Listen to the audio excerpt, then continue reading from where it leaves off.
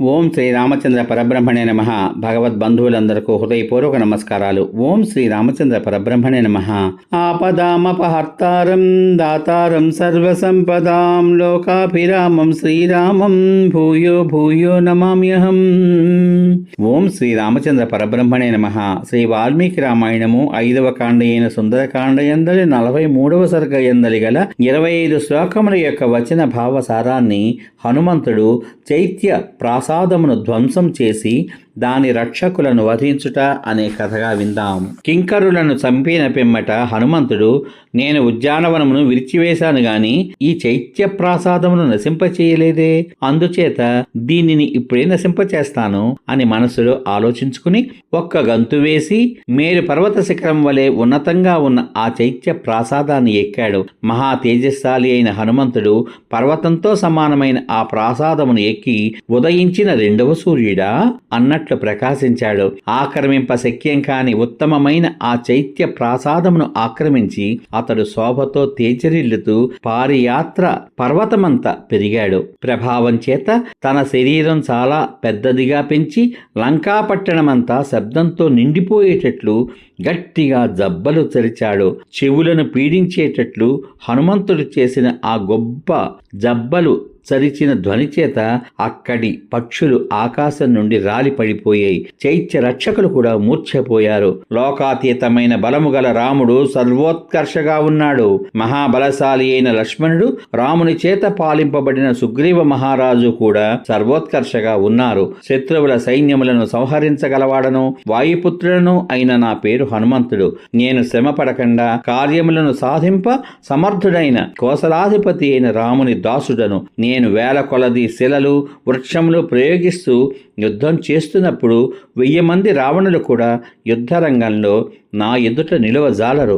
రాక్షసులందరూ చూస్తూ ఉండగానే నేను లంకా పట్టణాన్ని పీడించి సీతకు నమస్కరించి వచ్చిన పని పూర్తి చేసుకుని వెళ్ళగలను. హనుమంతుడు చైత్య ప్రాసాదము మీద నిలిచి ఆ ప్రాసాదాన్ని రక్షించు వారితో ఈ విధంగా పలికి భయంకరంగా గర్జిస్తూ రాక్షసులకు భయం కలిగేటట్లు ధ్వని చేశాడు. ఆ గొప్ప శబ్దాన్ని విని 100 మంది చైత్య పాలకులు అనేక విధములైన అస్త్రములు, ప్రాసలు, ఖడ్గములు, గండ్రగొడ్డళ్లు ధరించి హనుమంతుని మీదకు వెళ్లారు. పెద్ద పెద్ద దేహములు గల వాళ్ళు ఆ ఆయుధములు ప్రయోగిస్తూ హనుమంతుని చుట్టుముట్టారు. వానర శ్రేష్ఠుడైన హనుమంతుని చుట్టూ నిలిచి ఉన్న ఆ రాక్షస సముదాయం గంగా నదిలో జలంతో ఏర్పడిన చాలా పెద్దదైన సుడి వలె ప్రకాశించింది. హనుమంతుడు కోపించి భయంకరమైన రూపం దాల్చాడు. ఆ ప్రాసాదమునందున్న బంగారంచే అలంకృతమైన పెద్ద స్తంభమును పెకలించి ఆ 100 అంచులు గల స్తంభమును వేగంగా తిప్పాడు. హనుమంతుడు ఆ స్తంభమును ఆ విధంగా తిప్పగా అక్కడ అగ్ని పుట్టింది. ఆ ప్రాసాదమంతా మండిపోయింది. హనుమంతుడు ఆ ప్రాసాదము ఆ విధంగా మండిపోతుండగా చూసి ఇంద్రుడు వజ్రాయుధంతో అసురులను చంపినట్లు 100 రాక్షసులను చంపి శోభాయుక్తుడై ఆకాశం మీద నిలిచి పెద్ద పెద్ద దేహములు కలవారు, బలశాలులు, సుగ్రీవుని ఆజ్ఞకు లొంగినవారు అయిన నా వంటి వానరులు వేల కొలది పంపబడి ఉన్నారు. మేము మరికొందరు ఇతర వానరులు కూడా భూమి మీద అంతటా సంచరిస్తున్నాం.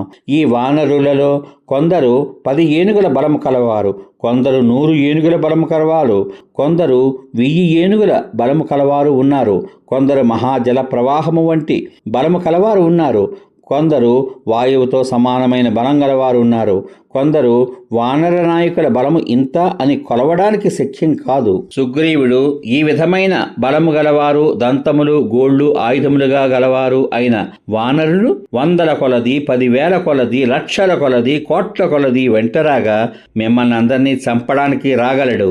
మీరు మహాత్ముడైన రామునితో విరోధం పెట్టుకున్నారు. అందువలన ఈ లంకా నగరం ఇక ఉండదు. మీరు ఉండరు, రావణుడు కూడా ఉండడు అని ఉద్ఘోషించాడు. సమాప్తం. ఇంతవరకు మీరు శ్రీ వాల్మీకి రామాయణము 5వ కాండ అయిన సుందరకాండ యందలి 43వ సర్గ యందలి 25 శ్లోకముల యొక్క వచన భావసారాన్ని హనుమంతుడు చైత్య ప్రాసాదమును ధ్వంసం చేసి దాని రక్షకులను వధించుట అనే కథగా విన్నారు.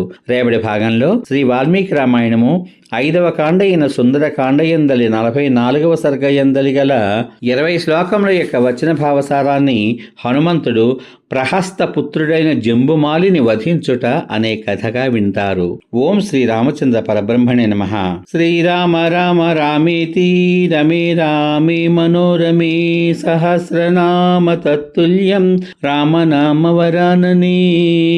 ఓం శ్రీ రామచంద్ర పరబ్రహ్మణే నమః. సర్వే జనా సుఖినో భవంతు.